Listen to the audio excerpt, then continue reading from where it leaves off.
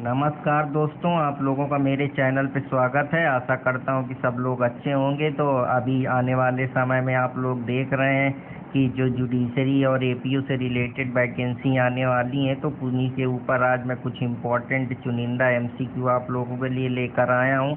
तो आशा करता हूँ कि आप सब लोग पसंद करेंगे। और हाँ, जो लोग चैनल में नए हैं कृपया चैनल को लाइक सब्सक्राइब कर लें। तो अब हम लोग चलते हैं। आज की कुछ इम्पोर्टेंट मैं आप लोगों के लिए भारतीय न्याय संहिता से एमसीक्यू लेकर आया हूँ। मैंने पिछला टॉपिक पढ़ाया था जिसके बारे में आप लोग जाकर उसको देख लें। तो अब चलते हैं पहले क्वेश्चन की तरफ। तो जो पहला क्वेश्चन है वो आपकी स्क्रीन के सामने दिख रहा है कि जो चैप्टर 17 है वो भारतीय न्याय संहिता का किस ऑफेंस से डील करता है। तो जो चैप्टर 17 है भारतीय न्याय संहिता का, तो जो कि पूरी तरीके से ऑफेंस अगेन प्रॉपर्टी से रिलेटेड है। जो मामले थिफ्ट के जनरली दिए होते हैं, या जो हम चोरी के जो अपराध हम लोग पढ़ते हैं ऑफेंस अगेन प्रॉपर्टी में सेक्शन 303 में जो चोरी का अपराध दिया गया है वो हमारा प्रॉपर्टी से रिलेटेड जितने भी अपराध दिए गए हैं उनके बारे में बात करता है। लेकिन जो थिफ्ट है वो हमारा चैप्टर 17 में उसके बारे में दिया गया है कि प्रॉपर्टी से रिलेटेड जो अपराध है उसमें चैप्टर 17 में दिया गया है। तो अब चलते हैं अगले क्वेश्चन की तरफ। Theft has been defined, theft कहाँ पे डिफाइन है? तो जो हमारा थिफ्ट है वो सेक्शन 303 में डिफाइन है, जबकि 378 आईपीसी में ये पहले डिफाइंड था। थिफ्ट का मतलब होता है जब हम कोई चोरी करते हैं जहाँ पे जो हमारी कंसेंट विदाउट कंसेंट के हम किसी के पोजेशन से जाकर कोई भी चीज़ को रिमूव करते हैं, या वो जो प्रॉपर्टी मूवेबल होती है तो उसको हम थिफ्ट बोलते हैं। जहाँ हम बिना कंसेंट के मूवेबल प्रॉपर्टी को डिसऑनेस्टली रिमूव करते हैं या हटाते हैं तो उसको हम थिफ्ट की संज्ञा में रखते हैं। तो अब चलते हैं अगले क्वेश्चन की तरफ। तो सब्जेक्ट मैटर जो थिफ्ट का होता है वो मूवेबल प्रॉपर्टी का होता है। थिफ्ट हमेशा चोरी मूवेबल प्रॉपर्टी पे ही होती है। जो प्रॉपर्टी मूव कर सकती है उसी की हम चोरी कर सकते हैं। तो राइट ऑप्शन यहाँ पे ए होगा। विच of the following is essential ingredient? Theft के लिए जो सबसे इम्पोर्टेंट इसेंशियल इंग्रेडिएंट होता है वो डिसऑनेस्टली होता है। डिसऑनेस्टी का मतलब होता है कि आपकी जो इंटेंशन है वो हॉनेस्ट नहीं है, आप उसको रॉन्गफुल तरीके से लेना चाहते हैं, डिसऑनेस्टी तरीके से लेना चाहते हैं, चोरी करना चाहते हैं। तो ऑप्शन बी यहाँ पे राइट ऑप्शन होगा। सेक्शन 303 जो हमारा भारतीय न्याय संहिता का वो कहता है कि 303 में जो है वो ऑफेंस के बारे में थिफ्ट के बारे में बताया गया, और पनिशमेंट थिफ्ट का कितना होगा उसके बारे में बताया गया है। पनिशमेंट अगर पहली बार आप चोरी करते हैं तो 302 सब क्लास 2 के अंदर जो आपका पनिशमेंट है वो 3 साल और फाइन के लिए होगा। अगला question, under which section of BNS committing the computer shop? अगर आप चोरी करते हैं किसी कंप्यूटर शॉप की तो उसके लिए पनिशमेंट 305 सेक्शन में दिया गया है। विच of the following is not correct? तो कौन सा करेक्ट नहीं है? तो जो थिफ्ट प्रॉपर्टी है वो अगर रिमूव की जाती है out of the position of owner तो ये करेक्ट ऑप्शन यहाँ पे नहीं है। तो अब चलते हैं अगले क्वेश्चन की तरफ। विच one of is not essential element of theft? Theft के लिए मूवेबल प्रॉपर्टी हो सकती है, पोजेशन भी हो सकता है, लेकिन जो ओनरशिप है प्रॉपर्टी की वो नहीं हो सकती है। अब अगले क्वेश्चन की तरफ चलते हैं। Which one of following is not correct in respect to the definition of theft? जो थिफ्ट की डिफिनीशन है वो बेसिकली इस वजह से बात करती है कि जो थिफ्ट की डिफिनीशन है वो रिमूवल ऑफ मूवेबल प्रॉपर्टी जो इन अदर की मूवेबल प्रॉपर्टी है वो भी सही दिया है, वो out of ownership of that person से नहीं रिलेटेड है या पोजेशन से रिलेटेड है। इसीलिए ऑप्शन बी यहाँ पे जो है वो गलत इनकरेक्ट बताया गया है। Planning to commit a theft, अगर मान लीजिए आप कोई प्लानिंग कर रहे हैं तो चोरी करना प्लानिंग की कोई भी ऑफेंस की कैटेगरी में नहीं आता है। हमेशा जो थिफ्ट होता है वो हमेशा प्रॉपर्टी जो मूवेबल प्रॉपर्टी है उसी के खिलाफ किया जाता है, इसीलिए थिफ्ट को हम मूवेबल प्रॉपर्टी का ऑफेंस मानते हैं। In order to constitute theft, जो लोग थिफ्ट करते हैं what is not ingredient of BNS? तो वो कॉमन इंटेंशन उसमें नहीं जरूरी, उसमें डिसऑनेस्ट इंटेंशन होना चाहिए, मूविंग प्रॉपर्टी होना चाहिए, मूवेबल होना चाहिए। डिसऑनेस्ट कॉमन इंटेंशन एक अलग इंग्रेडिएंट है जो हम कॉमन इंटेंशन में पढ़ते हैं जॉइंट लाइबिलिटी में।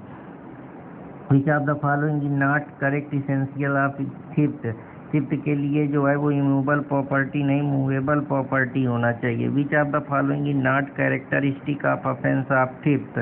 तो जो मूवमेंट ऑफ प्रॉपर्टी का है वो तो ज़रूरी होना चाहिए, अगर मूवमेंट नहीं होगा तो फिर वो थिफ्ट के अंदर नहीं आएगा, इसीलिए ऑप्शन डी यहाँ पे सही होगा। विच of the following is not correct ingredient of theft. Dishonest intention होना चाहिए, मूवेबल प्रॉपर्टी होना चाहिए, कंसेंट बिना कंसेंट के अगर प्रॉपर्टी ली जा रही तभी वो चोरी के मामले में आएगी। तो यहाँ पे ऑप्शन डी राइट होगा। Punishment for theft in dwelling house, अगर ड्वेलिंग हाउस है या कोई और कहीं भी ट्रांसपोर्टेशन या प्लेस ऑफ वर्शिप में अगर आप को चोरी करते हैं तो उसके लिए जो पनिशमेंट दिया गया है वो सेक्शन 305 में दिया गया है। विच of the following act constitute a commission of theft. तो यही है कि अगर कोई एक सी है जो नेकलेस पाता है बेडरूम में, उसको जानबूझ के रिटेन करता है ताकि उसको बाद में ले जा सके, उसकी यहाँ पे डिसऑनेस्ट इंटेंशन है, वो मूव करना चाहता है उस प्रॉपर्टी को, इसलिए राइट ऑप्शन यहाँ पे ए होगा। अब चलते हैं कुछ और इम्पोर्टेंट क्वेश्चन की तरफ। तो आशा करता हूँ कि आप लोगों को पसंद आए होंगे, अगर पसंद आए तो कृपया चैनल को लाइक सब्सक्राइब करते रहें। और अब चलते हैं कुछ और इम्पोर्टेंट क्वेश्चन की तरफ आप लोगों के सामने। तो जो अगला क्वेश्चन है आपकी स्क्रीन के सामने, ए मीट अ बुलक कार्ट। ए जो है वो एक अपनी बुलक कार्ट को जहाँ पे वो कुछ बाक्स लेकर जा रहा है, ट्रीजर अचानक से देखता है कि जब वो कार्ट चला रहा है तो उसके डायरेक्शन में कोई आदमी डिसऑनेस्टी किसी चीज़ को मूव करता है, ट्रीजर को वहाँ से हट ले जाता है। तो इससे ये पता चलता है कि जैसे ही उसने बुलक कार्ट को बिगिन करा, मूवमेंट करा, क्योंकि पोजीशन और डिसऑनेस्टी जैसे ही हम प्रॉपर्टी को मूव कर देते हैं तो वो प्रॉपर्टी थिफ्ट के उसमें आ जाती है, इसीलिए जो राइट ऑप्शन है वो यहाँ पे 3 होगा। A take some ornament belonging to B. जो ए क्या है, कुछ ऑर्नामेंट आभूषण जो कि बी से संबंधित हैं उनको बी के पोजीशन से बिना बी के कंसेंट के वो अगर ऑब्टेन करता है ताकि वो मनी उससे ऑब्टेन कर सके, बाद में अरेस्टार्ट कर दे, तो इसका मतलब है कि वो गिल्टी है, भले चाहे टेम्पररी मूवमेंट ही हो, परमानेंट मूवमेंट ना हो। अगर टेम्पररी मूवमेंट भी रॉन्गफुल इंटेंशन इरादे के साथ किया जाता है तो वो गिफ्ट की कैटेगरी में आता है। A government servant remove a file. एक गवर्नमेंट सर्वेंट है जो जानबूझकर जो गवर्नमेंट की फाइल्स हैं उनको रिमूव कर देता है, अपने घर ले जाता है, फिर उसको रख देता है। तो इसमें जो है वो थिफ्ट का केस बनेगा, क्योंकि अगर आप टेम्पररी पर्पज के लिए भी किसी भी फाइल को मूव करते हैं डिसऑनेस्ट इंटेंशन के साथ, चाहे भले वो शॉर्ट पीरियड ऑफ टाइम हो, तो वो थिफ्ट की कैटेगरी में आ जाता है।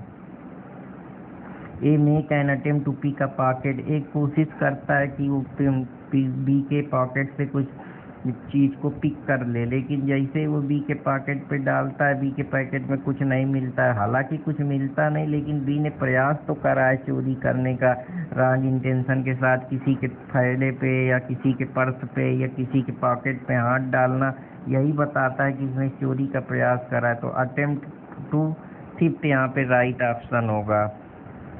ए cut down 2 tree are in neighbour field. जो ए है उसने कट डाउन कर दिया है 2 ट्री, 2 जो ट्री है उनको डाउन कर दिया है, साथ ही साथ बिना परमिशन के अगर वो ले जाता है तो वो थिफ्ट की कैटेगरी में ही आता है। एक्स जो है वो कुछ मनी लेता है, वाई एक्स से एक्स क्या करता है, उसको जानबूझकर जो उसके वो होता है उसको रिमूव कर देता है बुलक को, जिससे वो उसको अपने साथ ले जा सके। वाई आस कहता है कि वो अपना बाद में कहता है कि मेरा बुलक को रिलीज कर दो, लेकिन एक्स कहता है कि वुड दो मनी वाज पेड, क्योंकि तुमने मेरी मनी नहीं पेड कर। तो इसका मतलब ये है कि उसने चोरी करा है, क्योंकि वो जो रिमूव कर रहा है वो बिना उसके कंसेंट से कर रहा है, भले वो शॉर्ट टाइम कर रहा है या कोई भी चीज़ है, लेकिन वो इसके लिए लाइबिलिटी उसकी थिफ्ट में बनेगी, क्योंकि थिफ्ट के एसेंशियल इंग्रेडिएंट ही हैं कि मूवेबल प्रॉपर्टी होनी चाहिए, डिसऑनेस्ट इंटेंशन होना चाहिए, बिना कंसेंट के होना चाहिए, और मूवमेंट होना बहुत ज़रूरी है, पोजीशन पे होना चाहिए।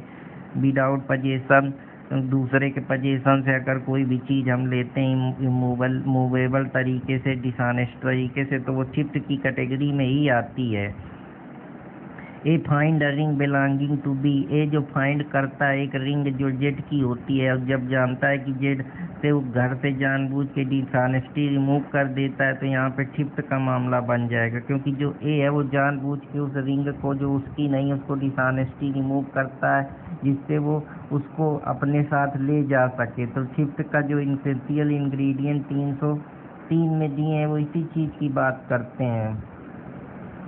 ए remove B from B house, A क्या करता है बी के घर जाता है, जानबूझ के उसके हाउस से कुछ किताबें चुरा लाता है इस इंटेंशन से कि वो उसको रिटर्न कर देगा। हालांकि वो उसका जो इंटेंशन होता है वो पूरी तरीके से थिफ्ट का ही माना जाएगा, क्योंकि बिना उसकी कंसेंट के लेता है। हालांकि उसका इंटेंशन यहाँ पे रिटर्न करने का है, लेकिन वो ये रिवार्ड की तरीके रिटर्न करेगा। तो यहाँ पे जो थिफ्ट के एसेंशियल इंग्रेडिएंट फुलफिल हो रहे हैं, इसलिए हम ए ऑप्शन की तरफ ही बढ़ेंगे। राइट ऑप्शन आपका यहाँ पे ए होगा। अब चलते हैं कुछ और इम्पोर्टेंट क्वेश्चन की तरफ। ए है consensual sexual relationship with Z wife. एक ए का जो है वो कंसेक्सुअल सेक्सुअल रिलेशनशिप है जेड की वाइफ के साथ। वो उसको कुछ वैल्यूएबल प्रॉपर्टी देता है, ये जानते हुए कि ये जो प्रॉपर्टी है उसके हस्बैंड जेड की हैं, लेकिन उसका कोई अथॉरिटी नहीं है कि वो जेड को वो चीज़ें दे, क्योंकि ए टेक द प्रॉपर्टी और ए क्या करता है उन प्रॉपर्टी को डिसऑनेस्टी ले लेता है। तो यहाँ पे जो ऑफेंस ए कमिट कर रहा है वो पूरी तरीके से थिफ्ट का कर रहा है, क्योंकि वो एक तो वो डिसऑनेस्टी उन चीज़ों को प्रॉपर्टी को दूसरे को दे रहा है बिना अपने हस्बैंड की कंसेंट के, तो वो थिफ्ट का ही कैटेगरी में आएगा। A and B who are cadet in Indian Air Force, A और बी जो है वो कैडेट है इंडियन एयर फोर्स में, बिना सहमति के जो अथॉरिटी है वो जाके उसको जो उनका ड्रोम है उसको एरोड्रोम को उड़ा ले जाते हैं बिना कंसेंट के दूसरी जगह। तो इसमें कमांडेंट जो अथॉरिटी होता है उसकी नहीं रहती है, वो पाकिस्तान ले जाते हैं। तो बिना कंसेंट के जब वो उसको मूव कर रहे हैं तो यहाँ पे थिफ्ट का ही मामला बन रहा है। A invited B for the cup of tea, A क्या करता है बी को अपने घर कॉफ़ी के लिए बुलाता है, वाइल बी वाज जो किचन प्रिपेयर करता है टी। ए क्या करता है उसकी जो गोल्डन रिंग होती है उसको फाइंड करता है और अलग रख देता है कहीं, जिससे कि उसको आसानी से ले जा सके। तो यहाँ पे ऑप्शन सी जो डी है वो थिफ्ट की बात करेगा, क्योंकि उसके जो एसेंशियल इंग्रेडिएंट है वो फुलफिल हो रहे हैं। A handed over the watch smith for repairing in order not to repay the charge, A क्या करता है अपनी जो वॉच है वो वॉच स्मिथ को रिपेयर करने के लिए हैंड ओवर कर देता है, इन ऑर्डर टू नॉट पे द रिपेयरिंग चार्ज, जिससे उसको वो चार्ज ना पे करने पड़े। तो जो पिक है ए पिक कर लेता है उस वॉच को उस शॉप से, जिससे जब वॉच स्मिथ नहीं लुकिंग करता तो उसकी इंटेंशन यहाँ डिसऑनेस्ट है और वो उस वॉच को ले जाना चाहता है, इसलिए ए जो गिल्टी है वो थिफ्ट का दोषी होगा। A having the pawned his gold locket to Z, A क्या करता है अपने कुछ चीज़ें होती हैं गोल्ड लाकर को जो रख देता है गिरवी कर देता है जेड के पास, और उससे उसके पजेशन से उसकी बिना कंसेंट के वो उसको पेड नहीं करता है और उसको उधार गोल्ड लॉकेट ले लेता है। तो यहाँ पे जो 303 का अपराध, क्योंकि बिना कंसेंट के वो उस चीज़ को अपनाने का प्रयास कर रहा है। थिफ्ट अगर कोई प्रिपरेशन करता है उसकी वजह से कोई की डेथ कास हो जाती है या हार्ट कास हो जाती है, या वो जिसको रिस्टेन करता है जिससे वो दोबारा से थिफ्ट को कमिट कर सके, तो वो सेक्शन 307 में अपराध की कैटेगरी में आएगा।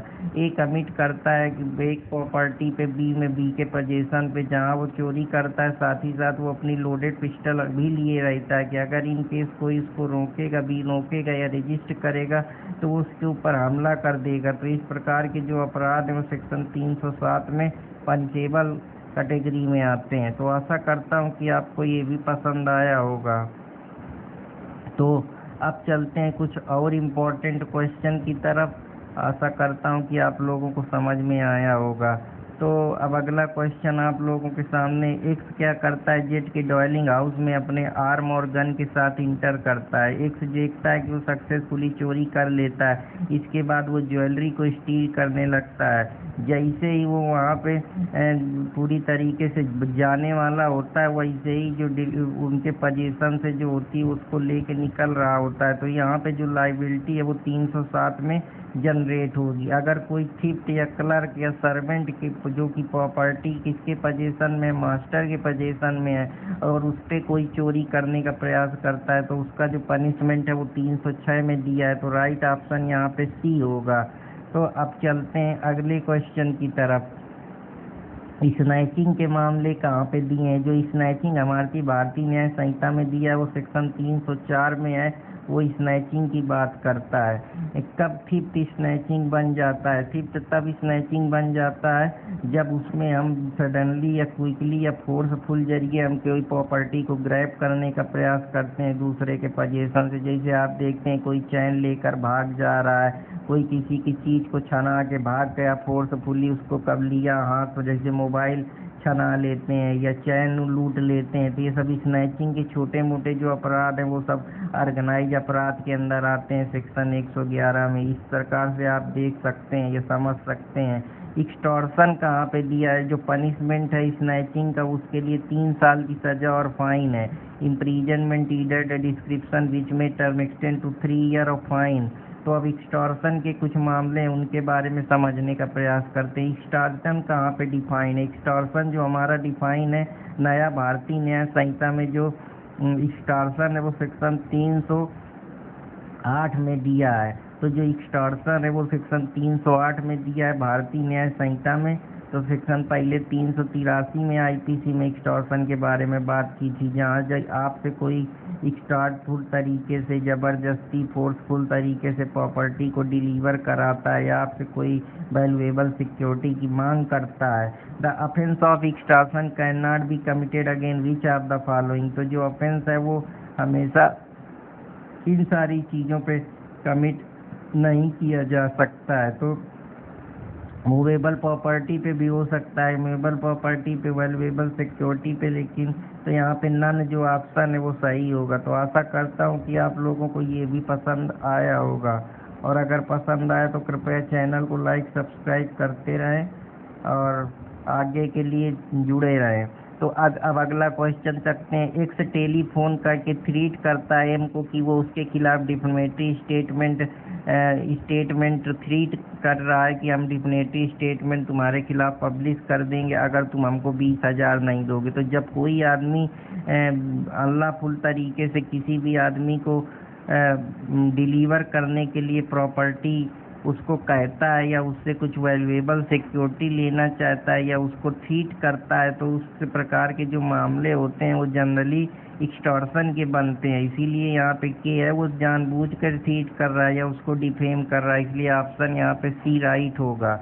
ए बाई पुटिंग बी, ए क्या करता है? बी को इतना फियर और ग्रीवियस हर्ट में डाल देता है जिससे वो डिसऑनेस्टी उसको इंड्यूस कर सके और उसके जो ब्लैंक पेपर हैं उसको डिलीवर करा सके। तो जब यहाँ हम कोई फोर्सफुल तरीके से या हम कोई प्रॉपर्टी को डिलीवर करना चाहते हैं या उसको जानबूझ कर थ्रीट करना चाहते हैं जिससे हमको कुछ वैल्यूएबल सिक्योरिटी मिल सके, तो वो मामले एक्सटॉर्शन के होते हैं। जैसे यहाँ पे x obtain property from Z, कह रहा है कि ये तुम्हारा चाइल्ड मेरे कब्जे में, मेरे गैंग में है, और अगर तुमने पैसे नहीं भेजे तो 10 लाख नहीं दिए तो इसकी मृत्यु हो जाएगी। तो वो यहाँ क्या कर रहा है? थ्रीट कास्ट कर रहा है, इंस्टेंट डेथ की धमकी दे रहा है, साथ ही साथ वो कुछ डिलीवर कराना चाहता है प्रॉपर्टी या कोई वैल्यूएबल सिक्योरिटी, या वैल्यूएबल सिक्योरिटी में पैसे मांग रहा है 10 लाख रुपए। तो इस वजह से यहाँ पे एक्सटॉर्शन का मामला बनेगा।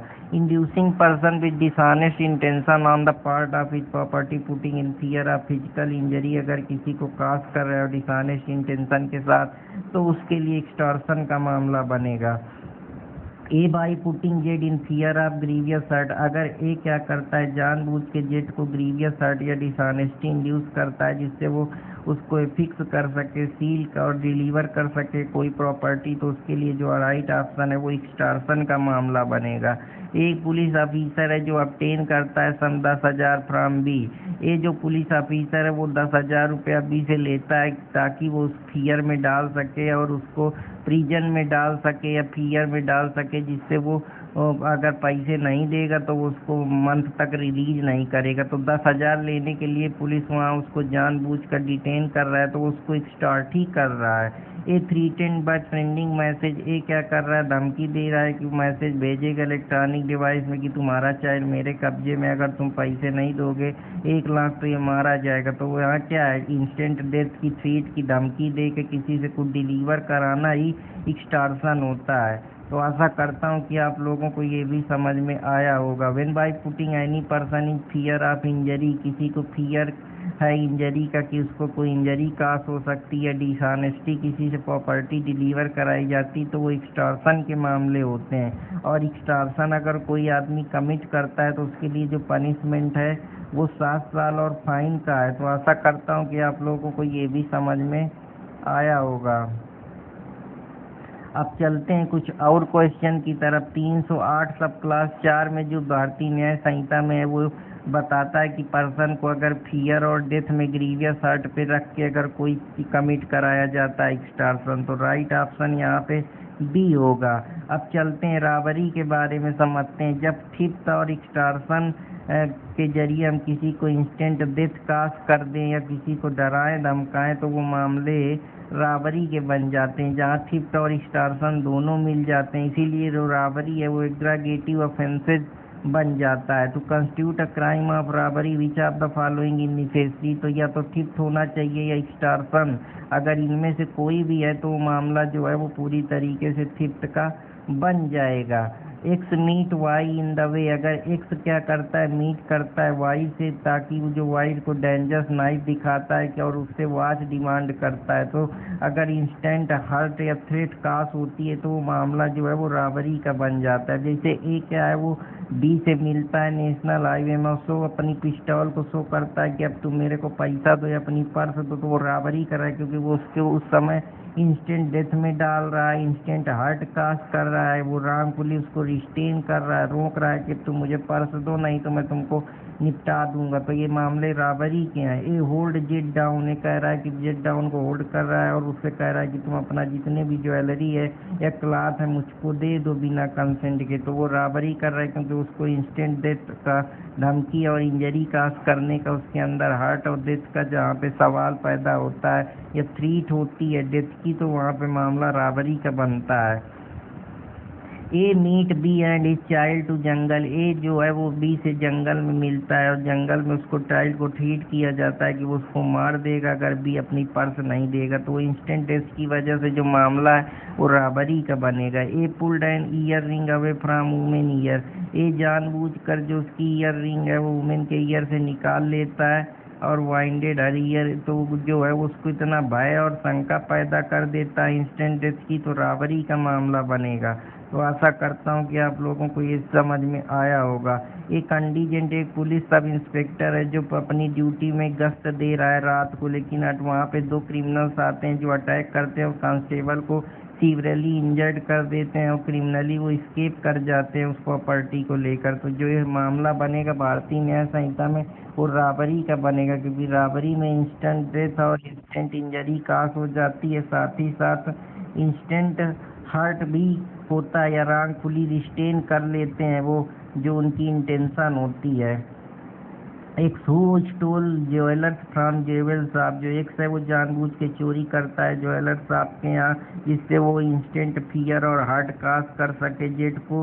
Who try to stop him, जो उसको स्टॉप कर सके या carrying away the stolen property के लिए कैरी अवे कर सके। तो जो राइट ऑप्शन है वो रॉबरी है, carrying away the stolen property X can be held liable for the offence of robbery. अगर मिनिमम नंबर ऑफ ऑफेंडर कितने होंगे रॉबरी के लिए, तो जो मिनिमम नंबर ऑफ ऑफेंडर होंगे रॉबरी के लिए वो एक पर्सन भी किसी को रॉबरी कर सकता है। तो राइट ऑप्शन यहाँ पे ए होगा। तो अब चलते हैं और कुछ इम्पोर्टेंट क्वेश्चन की तरफ। विच of the following statement is not correct, तो रॉबरी के लिए हमेशा 1% का सफिशिएंट होना जरूरी है। अगर 2% है तो रॉबरी, तो इसलिए राइट ऑप्शन यहाँ पे ये गलत होगा क्योंकि करेक्ट हमसे नहीं नॉट करेक्ट पूछा गया है। विच one of following does not require a minimum number of 5%, robbery में 5% की जरूरत नहीं है, डकैती में 5% की जरूरत है। थिफ्ट कब रॉबरी बन जाएगा, जब उसमें फोर्स का यूज करा जाए जिसकी वजह से इंस्टेंट इंजरी या डेथ कास होने का डर हो। Under which section of BNS attempt to commit a robbery. Robbery के लिए एक अटेम्प्ट कहाँ पे दिया है, तो जो हमारा 309 सब क्लास 5 है वो बताता है कि अटेम्प्ट टू रॉबरी के जो मामले हैं वो 309 सब क्लास 5 में डिफाइंड है, जो कि पहले अटेम्प्ट टू रॉबरी 390 IPC में दिया था। पनिशमेंट फॉर कमिटिंग रॉबरी, अगर कोई हाईवे में सनसेट और सनराइज को करता है तो उसके लिए जो पनिशमेंट है वो 14 साल और फाइन की है। तो आशा करता हूँ कि आप लोगों को ये भी समझ में आया होगा। अब चलते हैं डकैती की तरफ। विच of the following factor distinguish robbery और डकैती को कौन सा चीज़ अलग करता है। जो रॉबरी एक लोग भी कर सकते हैं, लेकिन डकैती में नंबर ऑफ ऑफेंडर 5 होने चाहिए, इसलिए राइट ऑप्शन C है। विच सेक्शन ऑफ BNS डिफाइन डकैती। डकैती की जो परिभाषा है वो 310 सब क्लास 1 में दी है, जबकि डकैती 391 IPC में पहले दी गई थी। तो आशा करता हूँ कि आप लोगों को ये भी पसंद आया होगा। एक and is 4 associate attempt to commit theft. एक और इसके 4 सहपाठी जाके एक थिफ्ट करना चाहते हैं वाई की प्लेस पे जाके, जिससे वाई को हर्ट कास हो। इसमें से कुछ फोर्स रिक्रिएट करते हैं और वहाँ से बूटी कलेक्ट करते हैं। तो जब 5 लोग मिलकर कोई फोर्स का यूज करते हैं, इंस्टेंट डेथ कास करते हैं या कोई जिसकी वजह से इंजरी क्रिएट होती है, तो वो डकैती के मामले होते हैं। रॉबरी तब डकैती बनती है जब वो कंजॉइंटली 5 या मोर पर्सन के द्वारा की जाती है। पनिशमेंट डकैती का कितना है। पनिशमेंट जीवन कारागार, imprisonment for life with rigorous imprisonment 10 साल या फाइन प्लस लाइफ इम्प्रीजनमेंट पर 10 ईयर जो है वो डकैती का अपराध है। तो राइट ऑप्शन है वो वहाँ पे A है। डेडली वीपन के लिए कितना पनिशमेंट है। अगर आप डकैती डेडली वीपन के साथ कोई बंदूक या कोई धारदार हथियार जिसकी वजह से सीरियस इंजरी कास हो सकती है, डेडली वीपन है, कोई मशीन है AK-47 है 46 का यूज करते हुए या और कोई भी लीथल वीपन का यूज करते हुए आप डकैती करते हैं, तो उसके लिए 7 साल की सजा है। अगर प्रिपरेशन करते हैं डकैती तो वो पनिशेबल अपराध है। डकैती जो 391 में दिया है 310 सब क्लास 4 में, अगर आप किसी भी चीज़ की प्रिपरेशन करके कोई डकैती करने का प्रयास करते हैं तो वो 310 सब क्लास 4 में अपराध की कैटेगरी में आता है। प्रिपरेशन टू कमिट डकैती, अगर आप डकैती के लिए ही अपराध कर रहे हैं, प्रिपरेशन कर रहे हैं, तो प्रिपरेशन के लिए पनिशमेंट ऑफेंड है। कुछ 3 ऑफेंसेज हैं जिसमें प्रिपरेशन पनिशेबल है, जिसमें डिप्रेडेशन जो है ऑफेंस अगेन स्टेट से रिलेटेड मामला है, उसके लिए सजा है। साथ ही साथ डकैती की प्रिपरेशन में सजा है।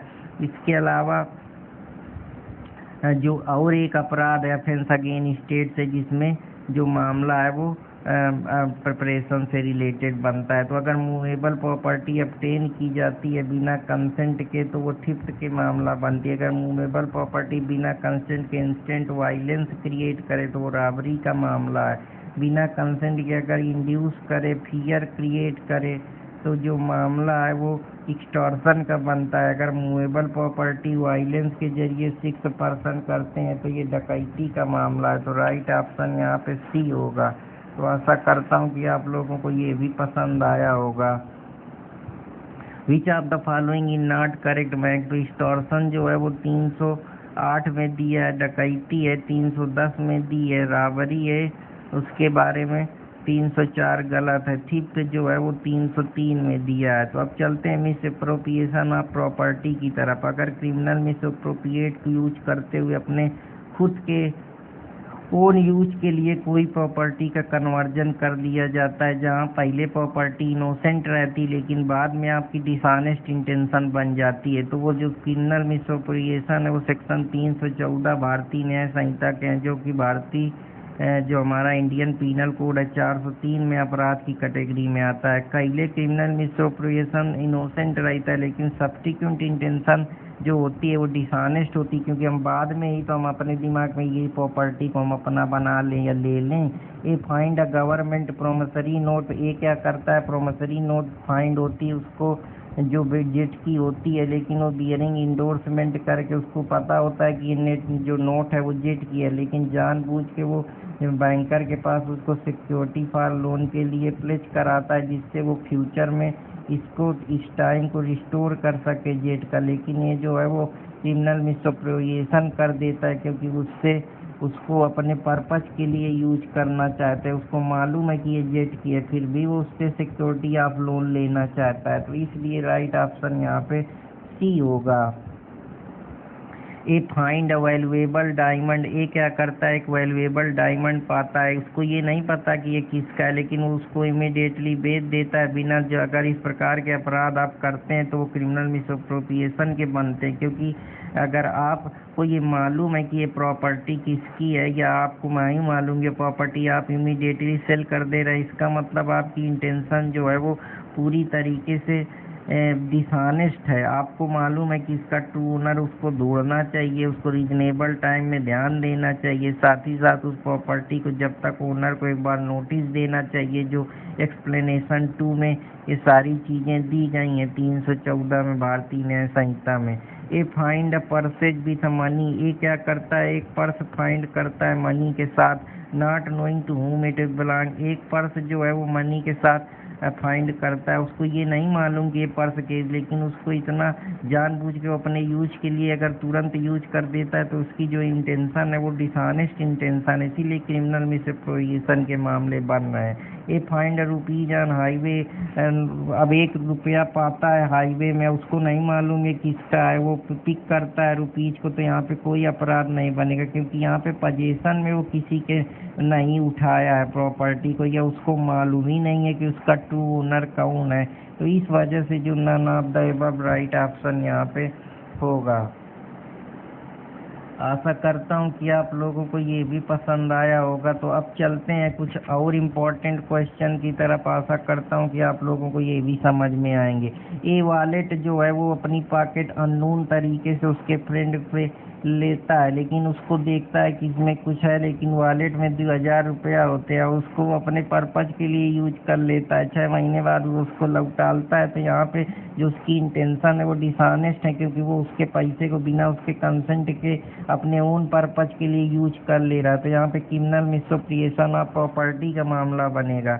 A find a watch on floor, जो ए है वो एक वॉच फाइंड करता है स्टेट ट्रांसपोर्ट में, जो कि बस लीव कर रही होती है कहीं को, लास्ट पैसेंजर, और वो अपने को पिक करता है, अपने पैकेट में डाल लेता है, इसके बाद उसको प्रॉपर्टी को तो स्टेट ट्रांसपोर्ट अथॉरिटी को रिटर्न करना चाहिए, लेकिन उसको सोल्ड कर देता है, तो उसकी इंटेंशन यहाँ क्या दिख रही है कि वो डिसऑनेस्ट है, इसलिए यहाँ पे क्रिमिनल मिसअप्रोप्रिएशन का मामला बनेगा। A poor student find a letter, एक पुअर स्टूडेंट एक लेटर रोड पे पाता है जो बैंक नोट का है, जिसमें कुछ कंटेंट और डायरेक्शन से ये पता चल रहा है कि ये किसकी नोट्स है, इसके बावजूद जो है वो उसको अपने कॉपी पेन के लिए यूज कर लेता है, तो यहाँ पे डिसऑनेस्ट मिसअप्रोप्रिएशन का ऑफेंस बनेगा, क्योंकि उसको ये मालूम है कि किसकी है, तो उसको देना चाहिए जो उसका ट्रू ओनर है, तो इस वजह से dishonest misappropriation of property possess a deceased person की, अगर आप डिसऑनेस्टी तरीके से प्रॉपर्टी ले लेते हो या उसको पोजेस करने का प्रयास करते हो, जब वो मर जाता है तो वो अपराध कैटेगरी 315 में दिया है, जबकि ये सेम अपराध 404 आईपीसी में दिया था। ये dies in the possession of furniture, ये क्या करता है, कुछ फर्नीचर के साथ मरता है और मनी के साथ, लेकिन जो उसका सर्वेंट होता है वो मनी को पोजेशन में कोई पर्सन से पहले ही, ताकि वो उसको डिसऑनेस्टी मिसअप्रोप्रिएट कर सके, तो इस प्रकार के मामले जो है वो 315 में ऑफेंस की कैटेगरी में आते हैं। According to BNS taking property dishonesty, जब कोई प्रॉपर्टी डिसऑनेस्टी तरीके से किसी की डेड बॉडी से या कोई कारपस से लेना चाहता है, तो उसके लिए वो क्रिमिनल मिसअप्रोप्रिएशन का ही ऑफेंस उसके ऊपर बनेगा। अनलॉफुल अगर रिमूवल करते हैं कोई ऑर्नामेंट किसी बॉडी से, जो आदमी मर चुका है उसके झाड़ निकालना, उसकी इम्पोर्टेंट जो वो पहने हुए है इम्पोर्टेंट जो सिक्योरिटी है या वैल्यूएबल ऑर्नामेंट्स है, तो उसके लिए क्रिमिनल मिसअप्रोप्रिएशन, क्योंकि इंटेंशन उसकी क्या है, डिसऑनेस्ट है। और removal of ornament of body of one of causing death constitute offence, जो 315 में अपराध की कैटेगरी में आता है। तो आशा करता हूँ कि आप लोगों को ये भी पसंद आया होगा। तो अब क्रिमिनल ब्रीच ऑफ ट्रस्ट की बात करते हैं। Criminal of breach of trust में जब कोई प्रॉपर्टी को हम सौंप देते हैं या डोमिनियन किसी का होता है, या लीगली तौर पे कॉन्ट्रैक्ट या एक्सप्रेस या हम कह सकते हैं लिखित तौर पे कोई कॉन्ट्रैक्ट होता है, जहाँ वो अथॉरिटी होती है हमारे पास और हम उसको जानबूझकर जो एक ट्रस्ट बना होता है उसको तोड़ने का प्रयास करते हैं या हम उसको सेल कर देते हैं बिना कंसेंट के, तो वो क्रिमिनल ब्रीच ऑफ ट्रस्ट का मामला होता है। तो सेक्शन 316 में जो भारतीय न्याय संहिता में है उसके बारे में क्रिमिनल ब्रीच ऑफ ट्रस्ट बात करता है। क्रिमिनल ब्रीच ऑफ ट्रस्ट चाहे वो मूवेबल प्रॉपर्टी हो या इमूवेबल प्रॉपर्टी हो, दोनों पे कमिट किया जा सकता है। क्रिमिनल ब्रीच ऑफ ट्रस्ट हमेशा किसी प्रॉपर्टी को इंटरेस्ट करना, सौंपना, किसी को देना, वो उसके बारे में बात करता है। तो क्रिमिनल ब्रीच ऑफ ट्रस्ट जो है वो इंटरेस्टमेंट की बात करता है। अगर क्रिमिनल ब्रीच ऑफ ट्रस्ट हुआ है तो उसके लिए प्रॉपर्टी का होना बहुत ज़रूरी है। और जो ये प्रॉपर्टी किसी को सौंपी गई है या जहाँ पे वायलेशन ऑफ लीगल लॉ का या कोई कॉन्ट्रैक्ट स्थापित हुआ है, इसके बावजूद आप उसको अपने पर्सनल यूज की कन्वर्ट कर लेते हैं तो ओन यूज के लिए, तो वो क्रिमिनल ब्रीच ऑफ ट्रस्ट का मामला बनता है। एंड ऑफेंस अगेंस्ट प्रॉपर्टी, कोई भी जो प्रॉपर्टी होती है वो क्रिमिनल ब्रीच ऑफ ट्रस्ट से रिलेटेड होती है। And offence against the property में भी क्रिमिनल ब्रीच ऑफ ट्रस्ट, तो राइट ऑप्शन यहाँ पे बी होगा। A who was interested by B, जो ए है वो पूरी तरीके से अपनी प्रॉपर्टी या सर्टेन जो प्रिंटेड कैटलॉग्स या प्रिंटेड कैटलॉग्स हैं दूसरे के फर्म के अपनी तरीके से उसको सेम तरीके से यूज करता है या सौंप देता है, तो वहाँ पे क्रिमिनल ब्रीच ऑफ ट्रस्ट का मामला बनेगा। ए सेंड करता है अपने मोबाइल फ़ोन से अपने फ्रेंड को कुछ, जो उसका सर्वेंट उसको देता है कुछ चीज़ें, द सर्वेंट उसको लेता है उसके फ़ोन को, इसके बाद उसको अपने टाइम के लिए पर्सनली यूज करने लगता है। तो यहाँ पे क्रिमिनल ब्रीच ऑफ ट्रस्ट, क्योंकि उसका एक कॉन्ट्रैक्ट बना हुआ है, वो जो लॉ के द्वारा उसको करने के लिए कहा जा रहा है उसका वायलेशन कर रहा है। साथ ही साथ वो एक डोमिनियन हक है उसका कि वो उस आदमी को दे, लेकिन वो अपने पर्सनल यूज के लिए यूज कर रहा है, तो इसलिए क्रिमिनल ब्रीच ऑफ ट्रस्ट का मामला बनेगा।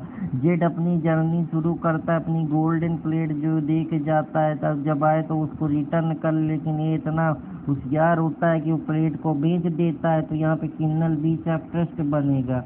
ये जो कैरियर होता है जो कि प्रॉपर्टी होल्ड कर रहा होता है और डिसऑनेस्टी उसको मिसअप्रोप्रिएट कर देता है उस प्रॉपर्टी को, तो यहाँ पे जो इंटेंशन है वो क्रिमिनल ब्रीच ऑफ ट्रस्ट की है। तो आशा करता हूँ कि आप लोगों को ये भी समझ में आया होगा। तो अब चलते हैं अगले क्वेश्चन की तरफ।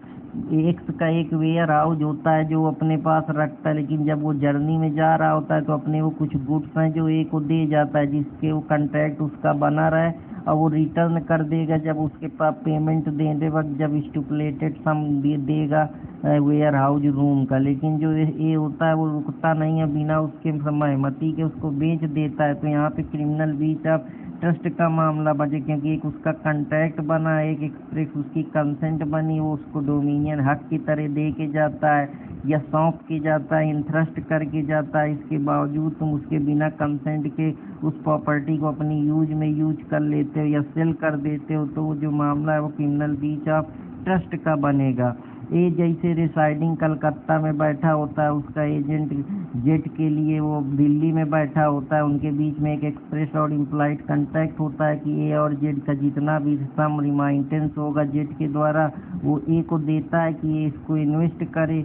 जेट के डायरेक्शन के हिसाब से जेट को कुछ लाख रुपया देता है और कहता है कि इसको कंपनी पेपर में लगा देना या इन्वेस्ट कर देना, लेकिन ये गुड फेथ में उसको बिलीव करके इसको जो होता है वो जेट की एडवांटेज के लिए जो इस शेयर को होल्ड कर देता है बैंक ऑफ बंगाल में, और जो उसकी बात है उसका जो पालन डायरेक्शन है एक ही उसको नहीं मानता है, उसको डिसोबे कर देता है और उसका जो शेयर होता है वो बैंक ऑफ बंगाल की जगह वो कंपनी के पेपर नहीं खरीदता है और उसको वो शेयर खरीद लेता है बैंक ऑफ बंगाल के, जिसकी वजह से जेट को लॉस सफ़र हो जाता है। तो यहाँ पे कोई ऑफेंस नहीं बनेगा, क्योंकि यहाँ मामला गुड फेथ में है। वो जो बिलीव की उस ऐसा करेगा तो उसका फ़ायदा होगा, तो यहाँ उसकी कोई डिसऑनेस्ट इंटेंशन नहीं है, इसलिए जो ऑफेंस है वो नो ऑफेंस की कैटेगरी में बनेगा।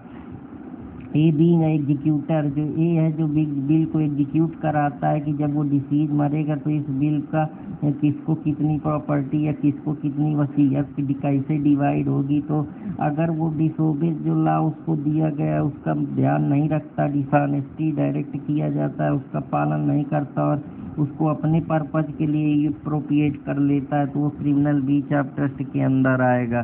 जैसे एक लेडी जो है वो रेलवे स्टेशन में टिकट लेती है जिससे वो क्राउड विंडो से एक आप बी से पूछती है कि यहाँ पे टिकट कहाँ मिलेगा नियर, और उसको अपना पैसा दे देती, लेकिन जो बी होता है उसका पैसा लेके और टिकट लेके वहाँ से फरारी काट जाता है या रन अवे हो जाता है, तो उसके लिए कौन सा ऑफेंस बनेगा? तो offence of criminal breach of trust बनेगा, क्योंकि जो उसका एक सौंपा था उसने टिकट, या जो उसका डोमिनियन था, या जो लीगल कॉन्ट्रैक्ट बना था, या जो वो वायलेशन ऑफ लीगल राइट करा, साथ ही साथ उसको अपने ओन यूज के लिए यूज कर दिया। तो ये कुछ इसेंशियल इंग्रेडिएंट है जिनसे हम अंदाज़ा लगा सकते हैं कि मामला क्रिमिनल ब्रीच ऑफ ट्रस्ट का है। जैसे एक पुलिस ऑफिसर है, उसको 5,000 रुपया फाइन है जो पर्सन से ट्रैफिक रूल के लिए लेता है, और उस फाइन को स्टेट ट्रेजरी में जमा करने के अलावा वो उसको अपने पर्सनल यूज में यूज कर लेता है, तो क्रिमिनल ब्रीच ऑफ, क्योंकि वो अपने पर्सनल यूज के लिए उस प्रॉपर्टी को यूज कर दे रहा है, जबकि वो प्रॉपर्टी वायलेशन ऑफ लॉ का वो उल्लंघन कर चुकी लॉ, तो उसको इस प्रॉपर्टी को फाइन को ट्रेजरी में जो स्टेट कोषा बने होते हैं जहाँ पे स्टेट को सारी रेवेन्यू मिलती है, उसके अलावा अपनी पर्सनल यूज के तो क्रिमिनली डिसऑनेस्टली तौर पे ही तो वो ब्रीच कर रहा है जो ट्रस्ट बना हुआ है सरकार और उस पुलिस का या उस स्टेट अथॉरिटी का।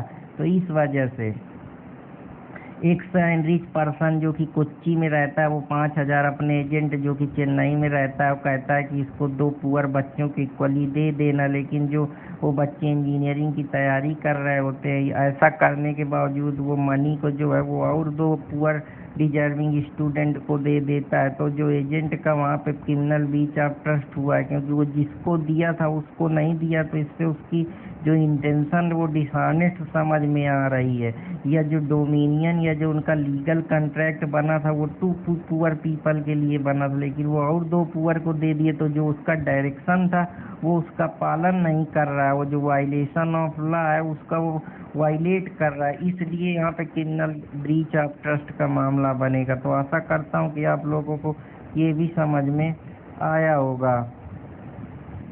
अब चलते हैं कुछ और इम्पोर्टेंट क्वेश्चन की तरफ। आशा करता हूँ कि आप सब लोगों को चीज़ें पसंद आई होंगी, और पसंद आई तो कृपया चैनल से जुड़े रहें और चैनल को लाइक सब्सक्राइब करते रहें। तो ये कुछ इम्पोर्टेंट चीज़ें हैं जो मैं आप लोगों को बताने का प्रयास कर रहा हूँ। जैसे एक एम्प्लॉई है, वो कुछ जानबूझ के कुछ सर्टेन परसेंट सैलरी एम्प्लॉई की है, उसको ये बता के कि ये पैसा प्रोविडेंट फंड में डालना है, लेकिन वो उसको क्रेडिट नहीं करता, तो इसका मतलब है कि वो पैसा अपने पर्सनल यूज के लिए ले रहा है, तो वो मामला क्रिमिनल ब्रीच ऑफ ट्रस्ट का बनेगा। ए पार्टनर कलेक्टिंग मनी, एक पार्टनर है जो कलेक्टिंग फर्म के नाम पे पैसा कलेक्ट करता है, और उस फर्म को मनी बैंक में फर्म के नाम से न डाल के अपने पर्सनल यूज के लिए अगर उसका यूज कर रहा है, तो वो क्रिमिनल ब्रीच ऑफ ट्रस्ट का ही उसके खिलाफ ऑफेंस बनेगा। क्या कमिट जो can person commit a breach of trust for his own property, तो क्या पर्सन जो अपनी प्रॉपर्टी का ही ब्रीच कर सकता है? तो हाँ, कोई भी पर्सन जो है वो अपनी प्रॉपर्टी का ही ब्रीच हो, उसकी प्रॉपर्टी का भी ब्रीच हो सकता है। तो राइट ऑप्शन यहाँ पे ए होगा। The accused was interested some silver purple to making ornament, जो एक्यूज है उसने कुछ सिल्वर जो है मेकिंग ऑर्नामेंट के लिए दिए, जिससे वो डिसऑनेस्टी उसको कापर का यूज करके मिक्स करके ऑर्नामेंट बना सके। तो जो यहाँ पे ऑफेंस कमिट हुआ है वो क्रिमिनल ब्रीच ऑफ ट्रस्ट का कमिट हुआ है। तो आशा करता हूँ कि आप लोगों को ये भी समझ में आया होगा। तो अब चलते हैं कुछ और इम्पोर्टेंट क्वेश्चन की तरफ। Punishment criminal breach of trust का जो है वो 5 साल के लिए और फाइन हो सकता है, साथ ही साथ इम्प्रीजनमेंट हो सकता है। तो राइट ऑप्शन यहाँ पे ए होगा। तो आशा करता हूँ कि आप लोगों को ये भी समझ में आया होगा। अब रिसीविंग स्टोलन प्रॉपर्टी के जो मामले हैं कि आप कोई भी प्रॉपर्टी का जब पोजेसन है, थिफ्ट के जरिए, एक्सटॉर्शन के जरिए, रॉबरी के जरिए, चीटिंग के जरिए उसको लेते हैं, या जो क्रिमिनली मिसअप्रोप्रिएट की गई है या क्रिमिनल ब्रीच ऑफ ट्रस्ट से प्रॉपर्टी को लिया गया है या रिस्पेक्ट में आई है, तो जो राइट ऑप्शन है वो क्रिमिनल रिसीविंग स्टोलन प्रॉपर्टी वो all of the above option है। 317 जो कि रिसीविंग स्टोलन प्रॉपर्टी की बात करता है, जहाँ पर जो स्टोलन प्रॉपर्टी के पोजेसन से रिलेटेड बात की गई। अगर डिसऑनेस्टली आप इंड्यूस करते हैं कोई पर्सन को वो कि अपनी प्रॉपर्टी को डिलीवर कर दे, तो वो मामला चीटिंग का बनता है। डिसेप्शन जो कि शुरुआती तौर पे ही सबसे बड़ा इसेंशियल इंग्रेडिएंट है चीटिंग का। अगर आप कोई भी प्रॉपर्टी को हार्म या damage body mind reputation property को कर रहे हो तो बीएनएसएस में वो चीटिंग का मामला बनेगा। तो आशा करता हूँ कि दोस्तों आपको ये कुछ इंपॉर्टेंट एमसीक्यू पसंद आए होंगे। अगर पसंद आए तो कृपया चैनल से जुड़े रहें, चैनल को लाइक सब्सक्राइब करना ना भूलें। तो फिर मिलूँगा आगे के कुछ इंपॉर्टेंट एमसीक्यू की तरफ। तब तक पढ़ते रहें, मुस्कुराते रहें और हंसते रहें। तो अपने दोस्त अर्पित कुमार इलाहाबादिया को इजाज़त दीजिए। जय हिंद दोस्तों, जय भारत।